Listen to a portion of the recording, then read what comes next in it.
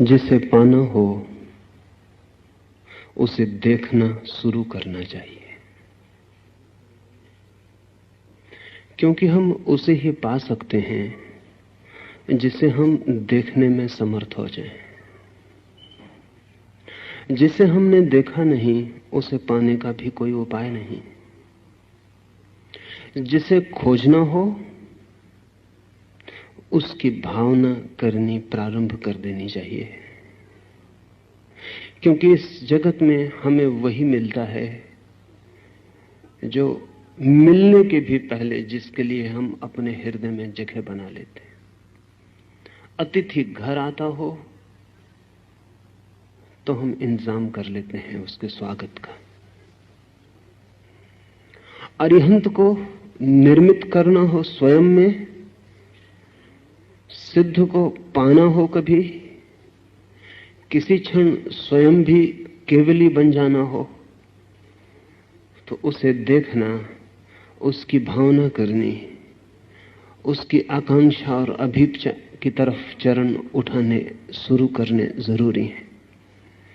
महावीर से 2500 साल पहले चीन में एक कहावत प्रचलित थी, और वो कहावत थी लाओ त्से के द्वारा कही गई और बाद में संग्रहित की गई चिंतन की धारा का पूरा सार। वो कहावत थी, the superior physician cures the illness before it is manifested. जो श्रेष्ठ चिकित्सक है वो बीमारी के प्रकट होने के पहले ही उसे ठीक कर देता है। The inferior physician only cares for the illness which he was not able to prevent। और जो साधारण चिकित्सक है वो केवल बीमारी को दूर करने में थोड़ी बहुत सहायता पहुंचाता है जिसे वो रोकने में समर्थ नहीं था। हैरान होंगे जान के आप ये बात कि महावीर से 2500 साल पहले, आज से 5000 साल पहले चीन में चिकित्सक को बीमारी के ठीक करने के लिए कोई पुरस्कार नहीं दिया जाता था। उल्टा ही रिवाज था, या हम समझें कि हम जो कर रहे हैं वो उल्टा है। चिकित्सक को पैसे दिए जाते थे इसलिए कि वो किसी को बीमार ना पड़ने दे, और अगर कभी कोई बीमार पड़ जाता तो चिकित्सक को उल्टे उसे पैसे चुकाने पड़ते थे। तो हर व्यक्ति नियमित अपने चिकित्सक को पैसे देता था ताकि वो बीमार ना पड़े, और बीमार पड़ जाए तो चिकित्सक को उसे ठीक भी करना पड़ता और पैसे भी देने पड़ते। जब तक वो ठीक ना हो जाता तब तक बीमार को फीस मिलती चिकित्सक के द्वारा। ये जो चिकित्सा की पद्धति चीन में थी उसका नाम है एक्यूपंक्चर। इस चिकित्सा की पद्धति को नया वैज्ञानिक समर्थन मिलना शुरू हुआ है। रूस में वे इस पर बड़े प्रयोग कर रहे हैं, और उनकी दृष्टि है कि इस सदी के पूरे होते होते रूस में चिकित्सक को बीमार न पड़ने देने की तनख्वाह देनी शुरू कर दी जाएगी, और जब भी कोई बीमार पड़ेगा तो चिकित्सक जिम्मेवार और अपराधी होगा। एक्यूपंक्चर मानता है कि शरीर में खून ही नहीं बहता, विद्युत ही नहीं बहती, एक और तीसरा प्रवाह है प्राण ऊर्जा का, एलान वाइटल का। वो प्रवाह भी शरीर में बहता है। 700 स्थानों पर शरीर के अलग अलग वो प्रवाह चमड़ी को स्पर्श करता है। इसलिए एक्यूपंक्चर में चमड़ी पर जहां जहां प्रवाह अव्यवस्थित हो गया है वहां सुई चोप कर उस प्रवाह को संतुलित करने की कोशिश की जाती। बीमारी के आने के 6 महीने पहले उस प्रवाह में असंतुलन शुरू हो जाते। ये जान के आपको हैरानी होगी कि नाड़ी की जानकारी भी वस्तुतः खून के प्रभाव की जानकारी नहीं। नाड़ी के द्वारा भी उसी जीवन प्रवाह को समझने की कोशिश की जाती रही है। और 6 महीने पहले नाड़ी अस्त व्यस्त होनी शुरू हो जाती है, बीमारी के आने के 6 महीने पहले। हमारे भीतर जो प्राण शरीर है उसमें पहले बीज रूप में चीजें पैदा होती हैं और फिर वृक्ष रूप में हमारे भौतिक शरीर तक फैल जाती हैं। चाहे शुभ को जन्म देना हो, चाहे अशुभ को, चाहे स्वास्थ्य को जन्म देना हो, चाहे बीमारी को, सबसे पहले प्राण शरीर में बीज आरोपित करने होते। ये जो मंगल की स्तुति है कि अरिहंत मंगल है, ये प्राण शरीर में बीज डालने का उपाय है। क्योंकि जो मंगल है उसकी कामना स्वाभाविक हो जाती है। हम वही चाहते हैं जो मंगल है, जो अमंगल है वो हम नहीं चाहते। इसमें चाह की तो बात ही नहीं की गई है, सिर्फ मंगल का भाव है। अरिहंत मंगल है, सिद्ध मंगल है, साहु मंगल है, केवली पणत्तो धम्मो मंगलम। वो जिन्होंने स्वयं को जाना और पाया उनके द्वारा प्ररूपित धर्म मंगल है, सिर्फ मंगल का भाव। ये जान के हैरानी होगी कि मन का नियम है, जो भी मंगल है ऐसा भाव गहन हो जाए उसकी आकांक्षा शुरू हो जाती। आकांक्षा को पैदा नहीं करना पड़ता, मंगल की धारणा को पैदा करना पड़ता है। आकांक्षा मंगल की धारणा के पीछे छाया की भांति चली आती।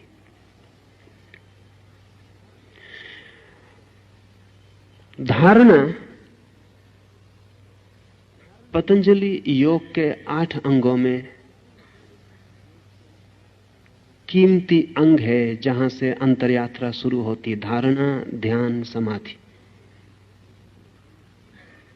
6वां सूत्र है धारणा, 7वां ध्यान, 8वां समाधि। ये जो मंगल की धारणा है, ये पतंजलि योग सूत्र का 6वां सूत्र है और महावीर के योग सूत्र का पहला। क्योंकि महावीर का मानना यह है कि धारणा से सब शुरू हो जाता है। धारणा जैसे ही हमारे भीतर गहन होती है, हमारी चेतना रूपांतरित होती है। न केवल हमारी, हमारे पड़ोस में जो बैठा है उसकी भी। ये जान के आपको आश्चर्य होगा कि आप अपनी ही धारणाओं से प्रभावित नहीं होते, आपके निकट जो धारणाओं के प्रवाह बहते हैं उनसे भी प्रभावित होते। इसलिए महावीर ने कहा है, अज्ञानी से दूर रहना मंगल है, ज्ञानी के निकट रहना मंगल है।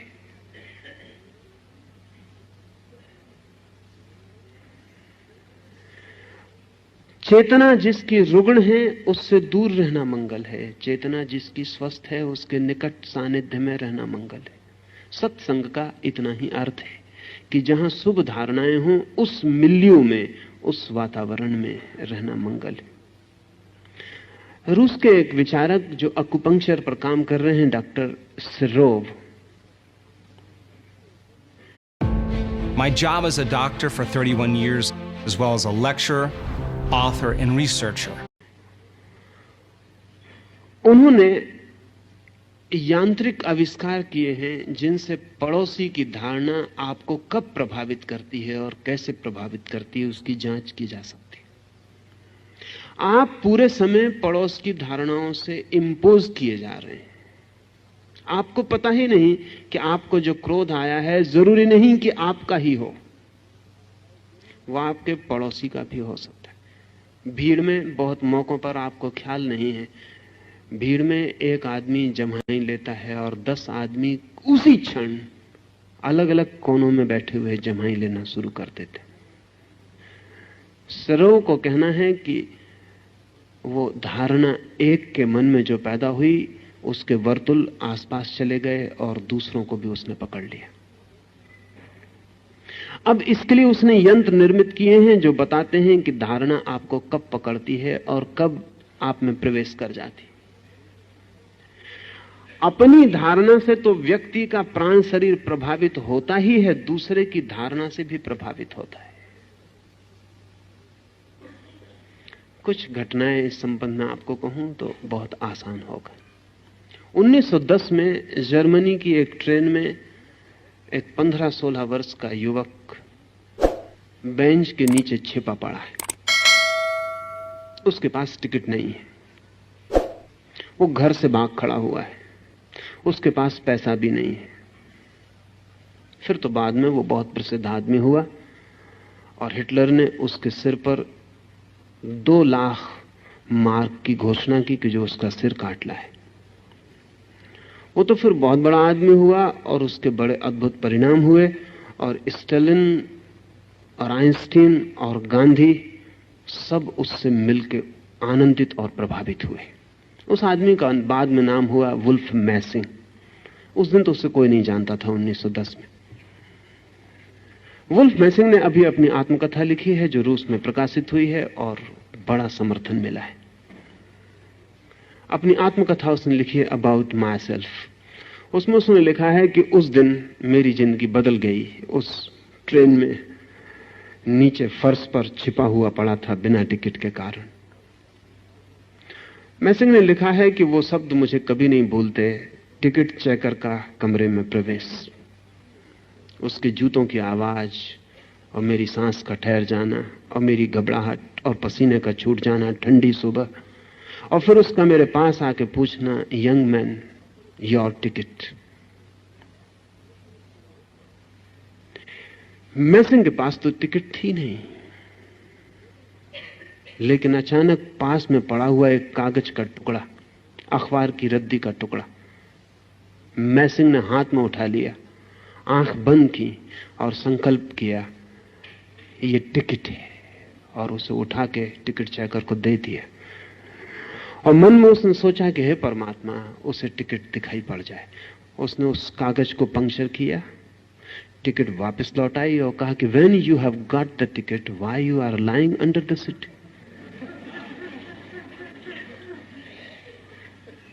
पागल हो, जब टिकट तुम्हारे पास तो नीचे क्यों पड़े हो? मैसिंग को खुद भी भरोसा नहीं आया, लेकिन इस घटना ने उसकी पूरी जिंदगी बदल दी। इस घटना के बाद पिछली आधे 50 वर्षों में जमीन पर वो सबसे महत्वपूर्ण आदमी था जिसे धारणा के संबंध में सर्वाधिक अनुभव थे। मैसिंग की परीक्षा दुनिया में बड़े बड़े लोगों ने ली। 1940 में एक नाटक के मंच पर, जहां वो अपना प्रयोग दिखला रहा था, लोगों में विचार संक्रमित करने का, अचानक पुलिस आके मंच को पर्दा गिरा दिया और लोगों से कहा कि यह कार्यक्रम समाप्त हो गया क्योंकि मैसिंग गिरफ्तार कर लिया गया। मैसिंग को तत्काल बंद गाड़ी में डाल के क्रिमिनल ले जाया गया और स्टालिन के सामने मौजूद किया गया। स्टालिन ने कहा, मैं मान नहीं सकता कि कोई किसी के दूसरे की धारणा को सिर्फ आंतरिक धारणा से प्रभावित कर सकता है, क्योंकि अगर ऐसा हो सकता है तो फिर आदमी सिर्फ पदार्थ नहीं रह जाता। तो मैं तुम्हें इसलिए पकड़ के बुलाया हूं कि तुम मेरे सामने सिद्ध करो। तो मैसिंग ने कहा, आप जैसा भी चाहें। तो स्टालिन ने कहा कि कल 2 बजे तुम यहां रहो बंद, 2 बजे आदमी तुम्हें ले जाएंगे मॉस्को के बड़े बैंक में। तुम क्लर्क को 1 लाख रुपया सिर्फ धारणा के द्वारा निकलवा के ले आओ। पूरा बैंक मिलिट्री से घेरा गया है। 2 आदमी पिस्तौलें लिए हुए मैसिंग के पीछे। ठीक 2 बजे उसे बैंक में ले जाया गया। उसे कुछ पता नहीं कि किस काउंटर पर उसे ले जाया जाएगा। जाके ट्रेजरर के सामने उसे खड़ा कर दिया गया। उसने कोरा कागज उन 2 आदमियों के सामने निकाला, कोरे कागज को 2 क्षण देखा,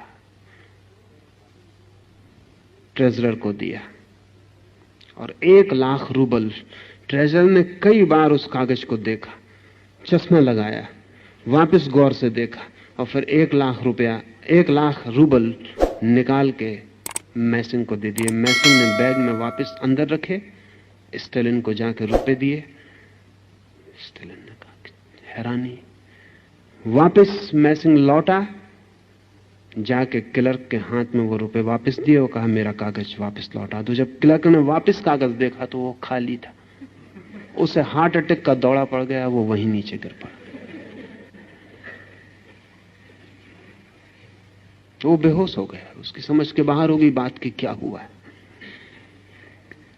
लेकिन स्टालिन इतने से राजी न हुआ।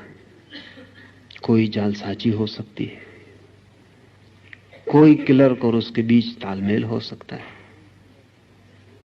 What's the first thing you do when you wake up in the morning? If you're checking your phone, stop that. Instead, try this tech. तो क्रेमलिन के कमरे में उसे बंद किया गया, हजारों सैनिकों का पहरा लगाया गया और कहा कि ठीक 12:05 पे वो सैनिकों के पहरे के बाहर हो जाए। वो ठीक 12:05 पे बाहर हो गया। सैनिक अपनी जगह खड़े रहे, वो किसी को दिखाई नहीं पड़ा। वो स्टालिन के सामने जाके मौजूद हो गए।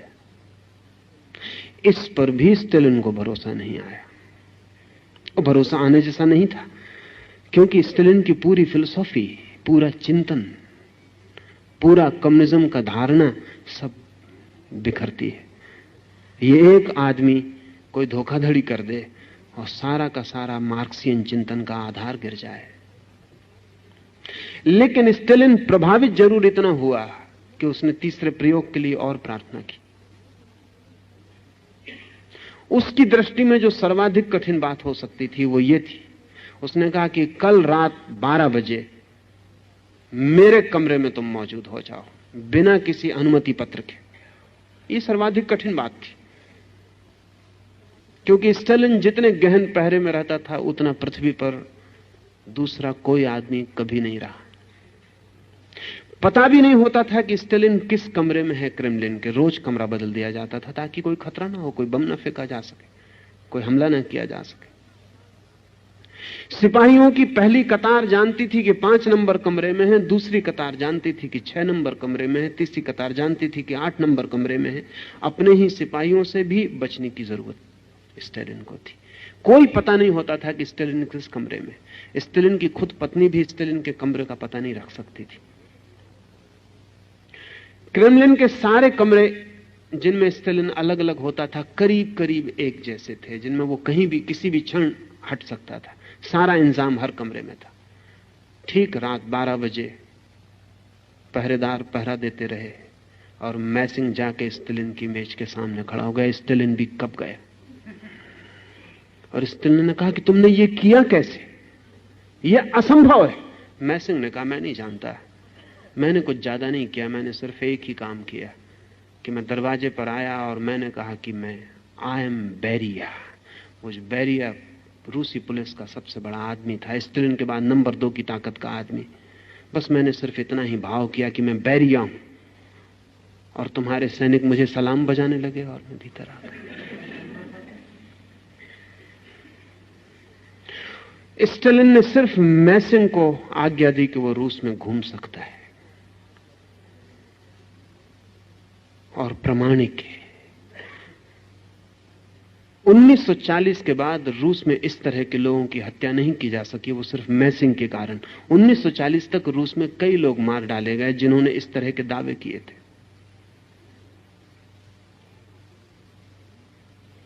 कार्ल आटोविच नाम का एक आदमी 1937 में रूस में हत्या की स्टालिन की आज्ञा से,